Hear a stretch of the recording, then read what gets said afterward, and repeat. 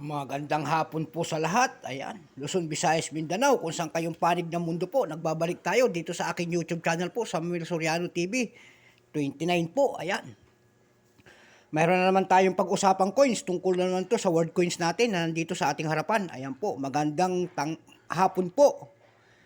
Ayan, nalilito na tayo. Magandang hapon po sa lahat na nanonood ng aking YouTube channel po, lalong-lalo na yung mga nakasubscribe sa akin. Ayan po, maraming salamat po.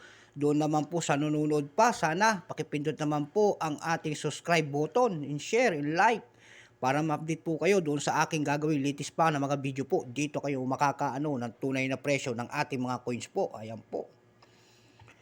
At magandang hapon po sa ating mga kolektor. Ayan. Ang pag-usapan po natin ngayon ay nandito sa ating harap ang 100 rupee ng Indonesia po. Ayan.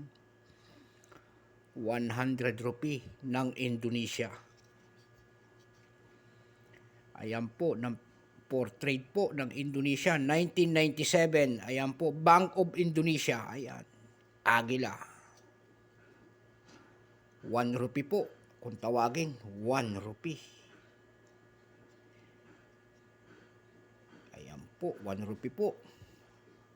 Bago natin simulan po, kilalanin muna natin ang coins na ito. Ayan po. Issue, Indonesia po. Period, Republic, 1950. Up to date po. Ayan. Type po, standard circulation coin po.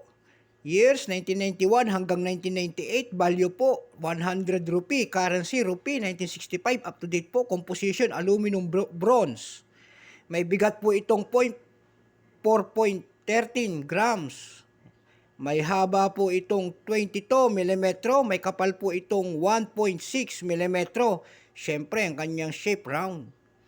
Orientation, middle alignment po, number N-3084. Reference number KM-53. Ayan po. Demonetize na po ito noong November 30, 2016. Ayan po, ang kanyang gilid po ay reeded coins. Bago Indonesia, nasa likod. Ayan po. Ang tawag po dito sa 1997 nito ng Indonesia po ay large date. Ayan, large date. Tingnan nga natin kung large date kahit maliit. Oo nga, napakalaki nga yung 1997 niya. Kahit maliit, ang laki na 1997.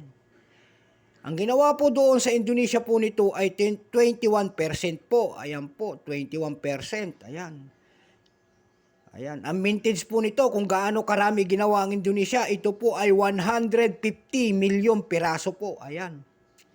Mayroon na pong price appraisal po doon sa ating numista.com po. Ang kanyang fine ay 9 pesos. Ayan.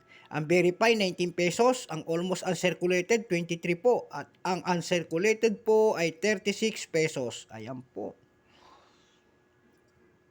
Kaya dumako po ako doon sa mga kung gaano magkano na ang presyo nitong mga ganitong mga world coins natin na Indonesia. Ayan po. Wala akong nakita doon sa ating pandaigdigan na isa na coins sa numista. Tanging sa ebay.com lamang po ang nakita tayo mga presyo nito. May magpe-presyo po doon ng $1.55. Ayan po. Mayroon din $3.2, $6.50, $3.66. At ang panghuli po ay $5.85. Ayan po.